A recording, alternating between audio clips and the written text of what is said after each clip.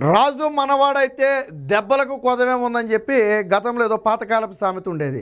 అలాగే జగన్మోహన్ రెడ్డి ముఖ్యమంత్రి అయితే వాళ్ళకి కావాల్సిన వాళ్ళకు దోచిపెట్టడంలో కొదవే ఉంటుంది. ఇప్పటికే జగన్మోహన్ రెడ్డి గారి ఎగ్ పప్పుల ఖర్చు దగ్గర మొదలు పెడితే ఎలుకలు పట్టడం వరకు పెట్టిన ఖర్చుల గురించి మనం మాట్లాడుకున్నాం. ఇవంతా ఒక ఎత్తు అయితే జగన్మోహన్ రెడ్డి ఇంకొక రకంగా కూడా క్విట్ ప్రోకోకి తెరదీశాడు. అసలు క్విట్ ప్రోకోకి ఆద్యుడే జగన్మోహన్ రెడ్డి.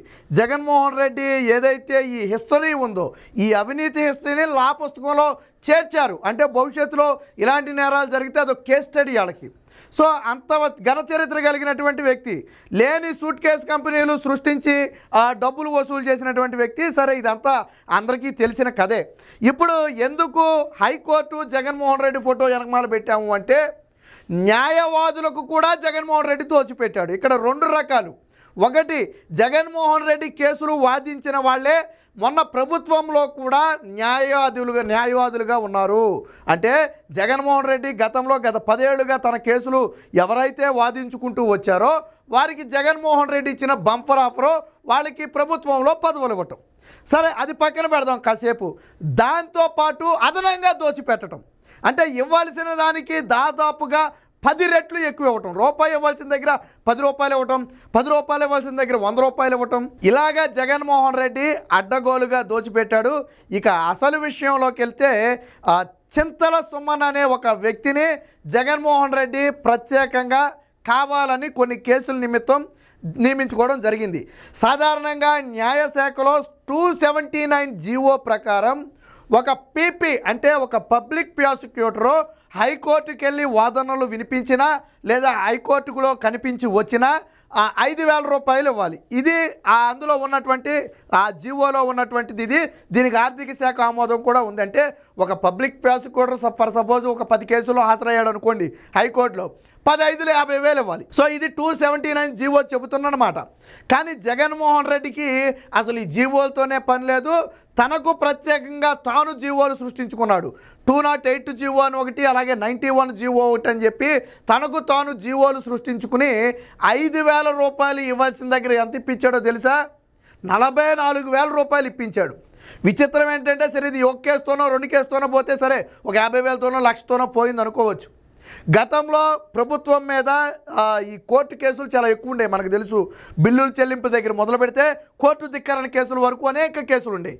ఒక్క పురపాలక శాఖలోనే అంటే ఒక మున్సిపల్ శాఖలోనే 132 కేసులు పెండింగ్లో పడిపోతే అప్పుడు కోర్టు కూడా వీటికి సంబంధించి కౌంటర్లు దాఖలు చేయట్లేదని ఆగ్రహం వ్యక్తం చేస్తే ఈ చింతల సుమన్ అనే వ్యక్తిని నియమించుకున్నారు. సరే, నియమించుకోవడం కూడా తప్పు కాదు.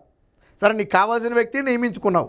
కానీ ఒక్కొక్క కేసుకి వాదనకి ఎంత ఇవ్వాలి? నువ్వు ఒక కేసులో హాజరైతే 5,000 రూపాయలు ఇవ్వాలి.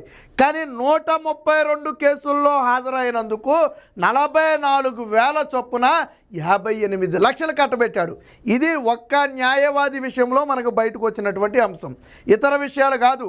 58 లక్షలు. అసలు వాస్తవానికి 6 లక్షలు 7 లక్షలతోనో పోవాలి అది. కానీ ఎంత కట్టాడు జగన్మోహన్ రెడ్డి? 58 లక్షలు కట్టాడు. మరి ఇది క్విట్ ప్రోకో కాదా? 279 జీవో ప్రకారం ఒక కేసుకి ఇవ్వాల్సింది 5,000. ఆయన ఒకసారి హాజరైతే నువ్వు ఇవ్వాల్సింది 5,000. 132 కేసుల్లో ఒకసారి హాజరైతే 6 లక్షలు 7 లక్షలు అయ్యి ఉంటుంది. అంత మాత్రమే నువ్వు ఇవ్వాలి. కానీ ఎంత ఇచ్చాడు జగన్మోహన్ రెడ్డి? 58 లక్షలు ఇచ్చాడు. ఇవ్వటమే కాదు, ఎన్నికలకు కొద్ది రోజుల ముందు, ఎన్నికల నోటిఫికేషన్కి కొద్ది రోజుల ముందు ఇది విడుదల చేయాలని చెప్పి దానికి సపరేట్గా జీవో కూడా విడుదల చేశాడు. అంటే రేపొద్దున ప్రభుత్వం ఉంటుందో పోతుందో తెలియదు కాబట్టి ఈ డబ్బులన్నీ కూడా విడుదల చేయకపోతే ఇబ్బంది పడతారనే ఉద్దేశంతో వాళ్ళ డబ్బులు వాళ్ళకి విడుదల చేసేయాలని చెప్పారు. వాస్తవానికి కూటమి ప్రభుత్వం వచ్చిన తర్వాత దీని మీద తీగలాగితే డొంక కదిలింది. ఏమని?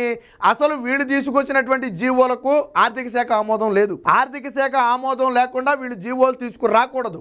అది కూటమి ప్రభుత్వం వచ్చిన తర్వాత బయటపడింది. మరి ఆర్థిక శాఖ ఆమోదం లేకుండా జీవో ఎలా వచ్చిందా అని ఆరాధిస్తే తెలిసింది ఏంటంటే ఇది ముఖ్యమంత్రి స్థాయిలో ఆయన తీసుకున్న నిర్ణయం కాబట్టి ఆర్థిక శాఖ కూడా ఏమీ చేయలేకపోయింది. అంటే జగన్మోహన్ రెడ్డి తనంతట తానుగా తీసుకున్న నిర్ణయం ఎవడో చెప్పింది కాదు. కాబట్టి ఆర్థిక శాఖ కూడా ఆ విషయంలో ఏమీ చేయలేక చేతులెత్తేసింది. సో ఇప్పుడు కూటమి ప్రభుత్వం ఏం చేసింది, రాగానే ఈ 91 జీవోను 208 జీవోను ఈ రెండింటిని రద్దు చేస్తూ 415 జీవో న్యాయశాఖ కార్యదర్శి ఆర్థిక శాఖ కార్యదర్శి అయితే విడుదల చేయడం జరిగింది. దీనికి సంబంధించి ఈ జగన్మోహన్ రెడ్డి దోపిడీకి సంబంధించి ఒక వార్త వచ్చింది, ఒకసారి చూద్దాం ఎలా దోచిపెట్టాడో. ఇప్పుడు వరకు మనం మాట్లాడుకున్నది కేవలం సుమన్ అనే ఒక న్యాయవాది విషయంలో మాత్రమే. మరి ఇలాగ జగన్మోహన్ రెడ్డికి వాదించిన వాళ్ళు ఎంతమంది ఉన్నారు? పొన్నవోలు సుధాకర్ రెడ్డి దగ్గర మొదలు పెడితే జగన్మోహన్ రెడ్డి కేసులు గతంలో వాదించిన వాళ్ళందరూ కూడా ప్రభుత్వంలోనే ఉన్నారు. మరి వాళ్ళందరికీ ఎంత దోచిపెట్టాడనేది వివరాలు లాగాలి. ఇప్పుడు మనం మాట్లాడుకున్నది మచ్చుకు దొరికినటువంటి ఒక కేసు గురించి మాత్రమే. ఇది జగన్ జమానాలో దోపిడీకి ఉదాహరణ. ఎన్నికల్లో ఓడిపోయిన తర్వాత చట్టాలు ప్రజాస్వామ్యం గురించి బోధనలు చేస్తున్న జగన్ తన జమానాలో మాత్రం వాటిని కాలరాశారు. చివరికి లాయర్ల సేవలో కూడా క్విట్ ప్రోకోను వాడిన ఘనత జగన్దే. కోర్టుల్లోనూ తన మాటే నెగ్గాలి, అనుంగు న్యాయవాదులను తెచ్చిపెట్టుకున్నారు, వారికి రాజపోషణ అందించారు, తన మాటే శాసనం అన్నట్టు ఎవరి అనుమతి ఆమోదం అక్కర్లేదనుకుని ప్రజాధనాన్ని పణంగా పెట్టి వారికి భారీగా సమర్పించుకున్నారు. అయితే ఎంత చెల్లించారు, ఏ తరహా కానుకలు సమర్పించారు అనేది ఇప్పటి వరకు బయటకు తెలియదు. అయితే ఇటీవల ఒక న్యాయవాది కేసును పరిశీలించినప్పుడు అతని విషయంలోని రాజపోషణ నిబంధనల ఉల్లంఘన ఏ స్థాయిలో సాగిందో బయటపడింది. నేను ఇందాకే చెప్పా, ఇది మచ్చుకి మనకు దొరికిన ఒక కేసు మాత్రమే. ఇప్పుడు పొన్నవోలు సుధాకర్ రెడ్డిది లాగాలి బయటికి. మరి మనవాడు వైసీపీ కార్యకర్త కంటే ఎక్కువగా ప్రవర్తించాడు కాబట్టి మరి పొన్నవోలు సుధాకర్కి ఎంత సమర్పించుకున్నారో మనకైతే తెలియదు. అడ్వకేట్లతోనూ క్విట్ ప్రోకో సేవలు, ప్రభుత్వ సేవల్లో భారీగా ఫీజులు, చెల్లింపులకు అడ్డగోలు జీవోలు, సీఎం కాకముందే జగన్పై కేసులు, వాటిని వాదించిన వారికే కీలక పోస్టులు, జగన్ జమానాలో వారికి రాజపోషణ. తాజాగా వెలుగులోకి మరొక ఉదాంతం, అప్పటి జీవోను రద్దు చేసిన న్యాయశాఖ. తాజాగా 415 జీవోతో 2 జీవోలను అయితే రద్దు చేశారు. సో దీనికి సంబంధించి గతంలో జగన్మోహన్ రెడ్డి కేసులను వాదిస్తున్న వారే జగన్ జమానాలో additional advocate general Ponnavolu Sudhakar Reddy, తర్వాత అడ్వకేట్ ఆన్ రికార్డు కూడా జగన్మోహన్ రెడ్డి కేసులు వాదించిన వ్యక్తే. పబ్లిక్ ప్రాసిక్యూటర్ కూడా పీపీలు కూడా నాడు జగన్మోహన్ రెడ్డి కేసులు వాదించిన వాళ్ళే. వీళ్ళు 2 పనులు చేసేవాళ్ళు. ఒకటి, జగన్ కేసులు ఇంకా స్టిల్ ఉన్నాయి కాబట్టి మళ్ళీ వీళ్ళే వాదించాలా, అటు జగన్ కేసులు వాదించడం, ఇటు ప్రభుత్వం తరపున కేసులు వాదించడం. ఇక్కడ అనుమానం ఏంటంటే జగన్ కేసులు వాదించినందుకు కూడా ప్రభుత్వం నుంచి దోచిపెట్టాడేమోనన్న అనుమానం. వాస్తవానికి జగన్ కేసులు వాదించినందుకు ఆయన ఫీజు ఆయన చెల్లించుకోవాలా, ప్రభుత్వానికి దానికి సంబంధం లేదు. కానీ అది ఎవరికి తెలుసు, అవన్నీ ఎవడు చూస్తాడు? ఇప్పుడు 2 కేసులు కలిపి ఒక కేసులోనే ఇచ్చేయచ్చు కదా. జగన్మోహన్ రెడ్డి దా చేసింది అదే. ఎందుకు కేసుకు 44,000 ఇచ్చాడు అంటే ఆయన కేసులు కూడా ఉన్నాయి కాబట్టి ఇచ్చి ఉంటాడు. ఆయన జగన్ ఏం పెచ్చోడు కాదు. జగన్మోహన్ రెడ్డి కేసులు వాదించాలి కదా, మళ్ళీ దానికి తన జేబులోంచి తీసి పెట్టడం ఎందుకు? దీనికే ఎక్కువ ఇచ్చేస్తే దాంట్లో కలిసిపోద్ది కదా. సో ఆ ఉద్దేశంతో జగన్మోహన్ రెడ్డి చేసి ఉండొచ్చు. సో దీనికి సంబంధించి ఎవరికి దోచిపెట్టాడు, ఎలా దోచిపెట్టాడు అనేది ఒకసారి చూద్దాం. సో ఇక్కడ చూడండి, నిజానికి ఒక పీపీ హైకోర్టులో ప్రభుత్వం తరపున కేసులకు హాజరయ్యి వాదనలు వినిపించినా లేదా కనీసం కనిపించినా 5,000 చెల్లించాలనేది నిబంధన. దీన్ని జగన్ తుంగలో దొక్కాడు. చింతల సుమన్ అనే ఒక ప్రభుత్వ ప్రత్యేక ప్లేడర్ని స్పెషల్ జీపీ అంటారు 2021 సెప్టెంబర్ 30న జగన్మోహన్ రెడ్డి నియమించాడు. ఎందుకు నియమించాడు అంటే ఆ సమయంలో పురపాలక శాఖపై 132 ధిక్కార కేసులు ఉన్నాయి. అంటే మున్సిపల్ శాఖ మీద 132 కేసులు ఉన్నాయి. సో ఈ 132 కేసులు వాదించడం కోసం వచ్చిన వ్యక్తే ఈ సుమన్ అనే వ్యక్తి. సో స్పెషల్ జీపీగా వీటిలో సుమన్ హాజరవ్వాలి. ఇందుకు ఒక్కొక్క సిట్టింగ్కు నిబంధన ప్రకారం 5,000 ఇవ్వాలి. అంటే 132 కేసుల్లో కూడా ఆయన హాజరైతే ఆయనకి ఇవ్వాల్సిన మొత్తం 6,60,000. ఏది అసలు 5,000 రూపాయల చొప్పున మనం చెల్లిస్తే ఇవ్వాల్సింది. కానీ ఇది జగన్కు నచ్చలేదు. ఎందుకంటే బహుశా ఆయన జగన్మోహన్ రెడ్డి కేసులు కూడా వాదిస్తున్నాడు. దానికి దీనికి డబ్బులు కలిపి ఎక్కడెత్తాడు, అందుకని దీనికి కూడా దానికి కలిపిచ్చేసి ఉంటాడు. ఒక్కో సిట్టింగ్కు 44,000 ఇవ్వాలని చెప్పి పురపాలక శాఖను ఆదేశించారు. 132 కేసుల్లో వాదనలు వినిపించినందుకు ఆయనకు చెల్లించింది అక్షరాల 58,08,000 రూపాయలు. అంటే 6.5 లక్షలతో పోవాల్సింది 58 లక్షలకు చేరింది. మరి దీన్ని దోపిడీ అంటారా కాదంటారా? జగన్మోహన్ రెడ్డి 6 లక్షలు అంటే దాదాపుగా 10 మందికి ఇవ్వాల్సిన జీతాన్ని జగన్మోహన్ రెడ్డి ఒక్కడికే దోచిపెట్టాడు. ఎందుకు దోచిపెట్టాడు? బహుశా జగన్మోహన్ రెడ్డి కేసులు వాదించినందుకు ప్రతిఫలం అయి ఉండొచ్చు, లేదా ఆ కేసుల్లో డబ్బులు కూడా ఇందులో కలిపేసి ఇచ్చేయడం కోసం ఇచ్చి ఉండొచ్చు. రెండిట్లో ఏదైనా అయి ఉండొచ్చు. సో ఈ ఏడాది ఫిబ్రవరి 16న పురపాలక శాఖ అనుమతిస్తూ జీవో నెంబర్ 208 అంటే ఈ దెబ్బకి 44,000 రూపాయలు ఇస్తూ జీవో నెంబర్ 208 ఇచ్చింది. వాస్తవానికి ఇప్పటికే న్యాయశాఖలో ఉన్నటువంటి జీవో 279. దీని ప్రకారం ఒక వ్యక్తికి ఇవ్వాల్సింది 5,000 రూపాయలు, ఒక కేసులో హాజరైతే ఇవ్వాల్సింది అది. కానీ జగన్మోహన్ రెడ్డి 208 జీవో తీసుకొచ్చాడు.